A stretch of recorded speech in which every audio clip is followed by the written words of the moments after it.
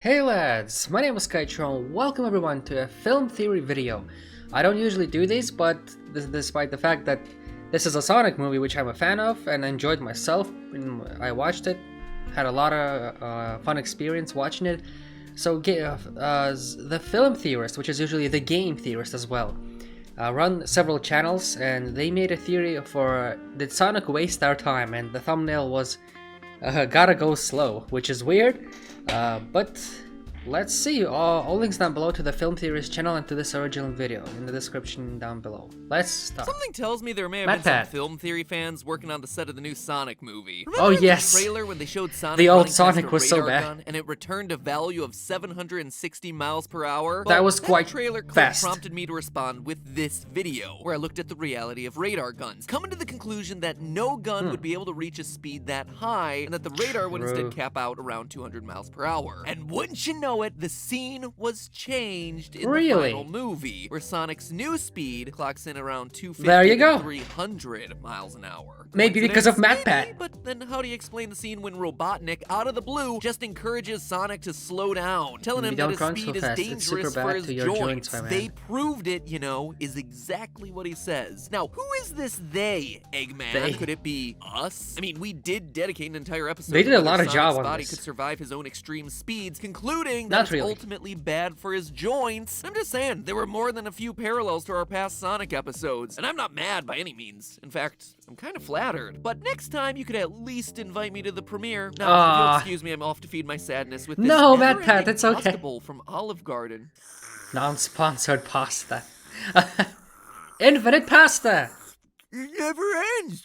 It never ends. It just keeps going. Hello, Internet. Welcome to Film Theory, where I'm here to remind you Sonic turned his life around in 1 year. Look at this guy. Today, I'd like to start by congratulating the team working on the Sonic movie. Well done, guys. You managed to do the impossible, like 3 times over by my calculations. In one movie, you managed to 1, create a good video game movie, 2, take the criticism of the internet rage machine and use it to better your film, and 3, make a kids movie with a minimal amount of cringe. I mean, having Sonic floss not just once. Yeah, that ruined the film a bit. Push your luck a bit there, but you know what? I'll give you the benefit of the doubt. I like to think of it as that really was a very triggering moment. I gotta admit that when he was flossing, and at the end of the film as well. But seriously, I had a lot of fun with this movie. It was a perfect balance of original storytelling and fan service. The subtle references to Chaos Emeralds, the Sega Saturn, the theme music from the game, some of Sonic's iconic poses, the fact that his punch is about as effective as being slapped across the face with a flaccid It was a good film, I gotta say. It was a very good film. Cameo reveal New foe has appeared, including what was to me the highlight of the movie, the guest appearance of Sonic. I mean, how'd you pull that one out of your egg sack, Eggman? But don't let that comedically oversized what I like is that Jim Carrey had time to Sonic do anything in there, in the scenery. Like he danced. He decided to dance. First off, blatant product placement for Zillow? Come on. We all know that Trulia's where it's at, fam. What?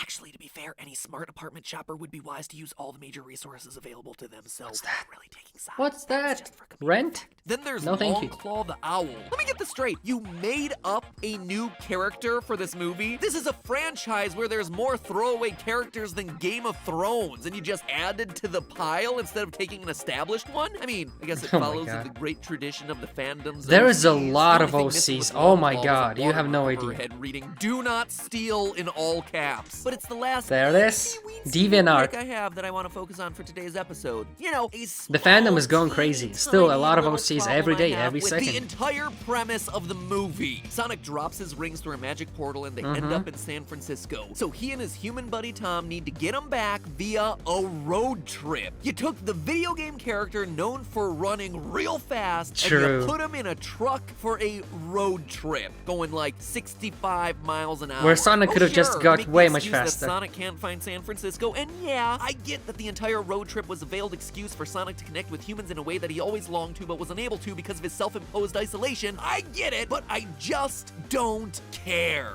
As I crashed into the cold, dark water of the Pacific, MatPat, we're sorry. a few things. But it's the story. I have no idea where I'm going.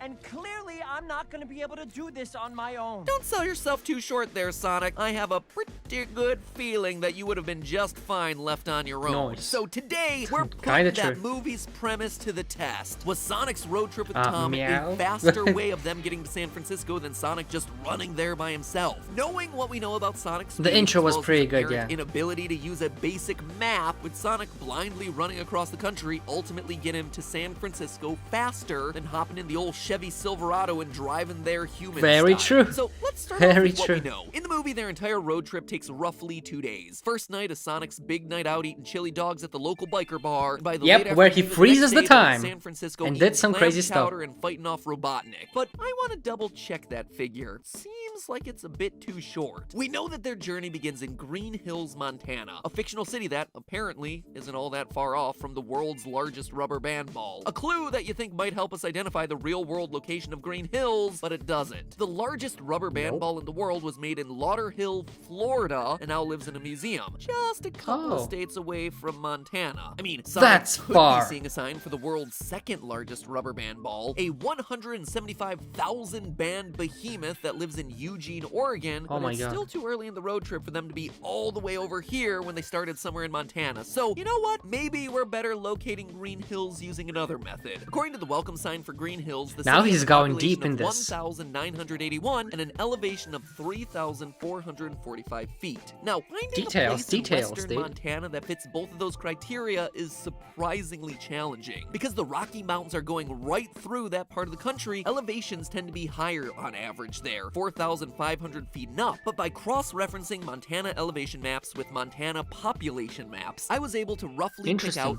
Powell County, and specifically the city of Deer Lodge, as our prime candidate I don't even know where that is. I'm sorry. Green Hills. With an elevation of 4,567 and a population of just under 3,000, yeah, it isn't exact, but it's pretty darn close, and about as close as you're gonna find in this part of Montana. What also helped me settle on Deer Lodge was this moment in the movie, when Robotnik is tracking Tom and there Sonic it is. They showed the map. Presumably key areas that they visited along the trip, and the starting dot is roughly here, right where Idaho has that first chunk in the state. So track that over, and boom, we're back in Powell County. So citizens of Deer Lodge, all 3,000 of you who are clearly watching this show, no longer will your city just be known as the home for the Montana State Prison. Really? Jeez, that is a bummer of a thing to be known for. Well, yeah, of you watching true. Little prison TVs while you're stamping out license plates, take pride knowing that you are now the featured city of a pretty okay video game movie. Anyway, it was okay. To calculate the length of the road trip from Deer Lodge to San Francisco, we see that there are 15 two hours. routes. The northern route going up through Washington and down through Oregon, and another more direct route headed down through Idaho and Nevada. Again, going back to Robotnik's map that I mentioned earlier, it seems like Tom took the northern and longer route. We see red dots in both of those northwest states. Plus, when Robotnik zooms in on the map, he's looking at southern Oregon, which again, isn't anywhere close to the southern route.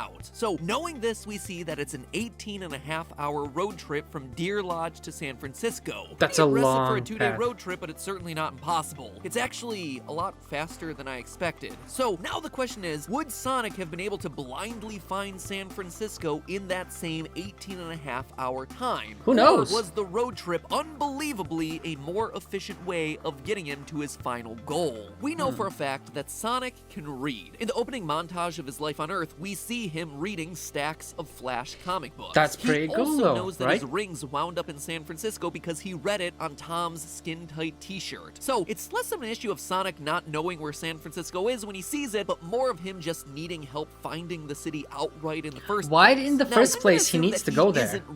Yeah, the rings. Oh my god, I forgot. Mile markers.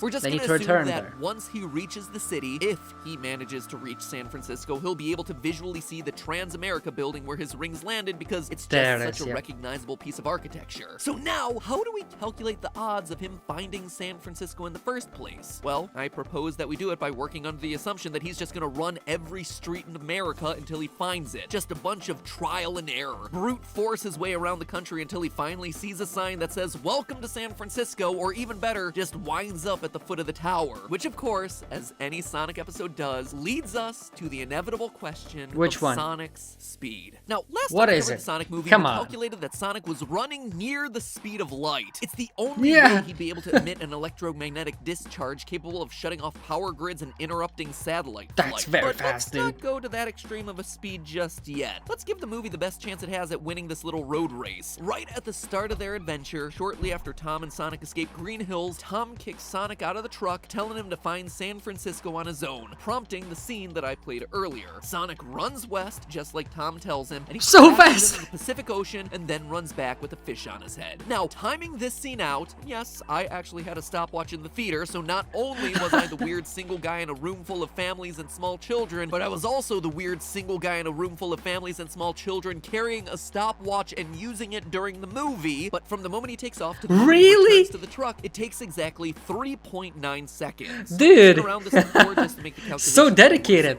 Speaking of 4 seconds, I have a challenge where you gotta go fast. Can you, in the time that it took Sonic to run from Green Hills to the Pacific Ocean and back, ring the subscription bell and leave a comment down below? Bet you can't. Let's test it out, shall we? 4, 3, 2, 1. What happened? Did you do it? Well, did you subscribe to my channel? Know that your subscription is Thank you. Trying to get to 10 million. You're amazing. I'm trying to get to 100,000 subscribers, so at least 50. Can you subscribe, please? Thank you so much. Now on with the episode. If you took Tom's advice literally, Sonic ran straight west to the Pacific and then back in that amount of time, drawing a straight line from Deer Lodge out to the Pacific. You see that at this point, they're about 550 miles or 885 kilometers away from the ocean. That means in 4 seconds, Sonic traveled 1,100 miles or 1,770 kilometers. That's 275 miles or 442 kilometers a second, or our final number of 990,000 miles an hour. 1.6 million kilometers an hour. Now, Tom gives Sonic the instructions of head west, so let's do that. Let's assume that Sonic explores every roadway west of where he currently is in Green Hills, Montana. That's mostly going to be the states of Idaho, Washington, Oregon, California, a bit more of Montana, and Nevada. So I added up all of the roadways, both paved and unpaved, for all of those states, and found that we're dealing with about 1,083,000 miles worth of roadway. God, how long it took him to calculate all of this. Sonic would be able to cover all of that in a little over an hour. But okay, maybe Sonic doesn't know what direction west is. Maybe he goes the wrong way. Well, across all 50 states, the US has 4,092,729 miles of roadway, 6.58 million kilometers. It is far and away the best, longest, most robust road system in the world, and Sonic would be able to cover it all in 4 hours. What? Giving him more than enough That's time just to get funny. lost, double back and stop for every giant rubber band ball that he sees along the way, while still making it to the Only 4 hours, building dude. 3 times over before Tom's truck would. And remember, that's still me assuming the worst case scenario. That's Sonic not traveling at light speed, not reading road signs. That's Sonic traveling all the roads in America before finally stumbling across San Francisco as his very last destination, because, you know, one of the nation's largest cities might be hard to miss. But you know what? Call me Angelica Schuyler, because I am still not satisfied. What if Sonic got really lost and took a roadway that went south of the border, or up to Canada, or this maybe makes he just sense wanted to enjoy actually. a nice Like, Huevos I Rancheros cannot near imagine. Nazca line. Hey, So that's I tallied tasty. up all the roadways in all the countries and territories of both North and South America, because I didn't feel like separating out the island nations, to be honest. So I went the whole 9 yards, and I got myself 7,029,306 miles What's the point of this? 11.3 million kilometers, 7 hours and 6 minutes worth of Sonic run time. Oh, that's a long run. Every street, every roadway, both paved and unpaved, in every piece of land in all of North and South America, and still he is taking up less than half the time it would require for Tom to drive him that 18.5-hour road trip. So That's yeah, crazy, I went there dude. because I'd already come this far. Why not go the final step? I went to the CIA's World Fact Book and added up all 215 entries they had for the roadways around the world. Paying attention that's to crazy. every last number. Even Tuvalu's little reported 8 kilometers of paved roadway, because that's how type A I am. An absolutely tedious process of data crunching that was rendered entirely useless when I got to the final 4 entries of that CIA list and saw that world was a separate entry unto itself. Why wouldn't you put that at the top of the list, There you CIA? Or at the very least, the very bottom. I know that you watched this show because you're nervous about the things that are in my search history from researching this series, so come on, guys. Do some basic data entry best practices for me, alright? Time Anyway, spent I came up Time with a spent little more well. than half of what they reported as the world total. Not 100% sure how it happened, to be honest. I think they counted the European Union twice in their calculations because their numbers just don't make sense relative to what they're reporting. Central Intelligence Agency, my foot, more like crappy information archive. And that, my friends, is why it pays to be thorough and double-check government organizations with your own Excel spreadsheet. Regardless, my final total for all the roadways in the world was 25,010,432 miles, 40.25 million kilometers. A distance that would take Sonic 1 day and 1 hour to run. Meaning that finally we've reached a number that Tom's road trip is able to beat. Or is it? Remember, we said that 18.5 hours was Tom's trip if he drove non-stop. But we know that they took breaks. They beat up biker thugs. They farted around in their hotel room, figuratively and literally. In total, that road trip was at least a day and a half, probably 36 to 40 hours total before everything is said and done. Meaning that Sonic running every roadway in the world would still end up taking a shorter time than sitting shotgun. But what's the point in comparing? Route 90 West. And again, remember, this is me taking the conservative estimate on every step along the way. Sonic didn't waste our time. time. In his ability to travel near the speed of light. And don't you get started on me about how they needed Tom to smuggle him to the top of the building when he got there. At the start of the road trip, they didn't know that little bit of information. And as Sonic and Eggman chase each other through the city in the opening sequence of the movie, that was the amazing Sonic's scenery though. To literally run up the exterior walls of buildings. Sure, it's an external view very wide out from the action, because he is able, the speed is allowing. The building like a champ. It's almost as if the whole thing was manufactured by Sonic to make Tom feel important in the first place. That manipulative little hedgehog. Seems like speed isn't his only super ability. So there you have it, my little chaotics. You should watch the Sonic movie for a lot of reasons. I've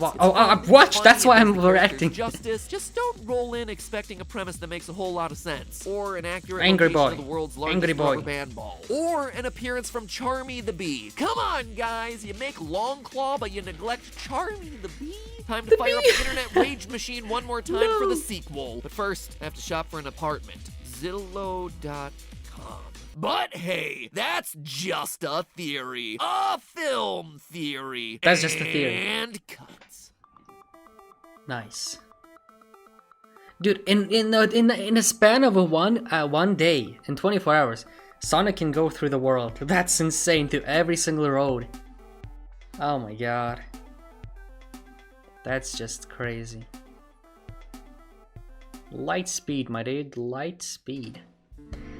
But yeah, everyone, this is the film theory. Did Sonic waste our time? Now I see the purpose of this video. Did he really waste our time? Generally thinking about it all, I think he could have just... This makes sense. He could have just found San Francisco on his own. But the film needs to be longer. That's why they're doing this in a very, very long time period. So they would save some time and stuff like that.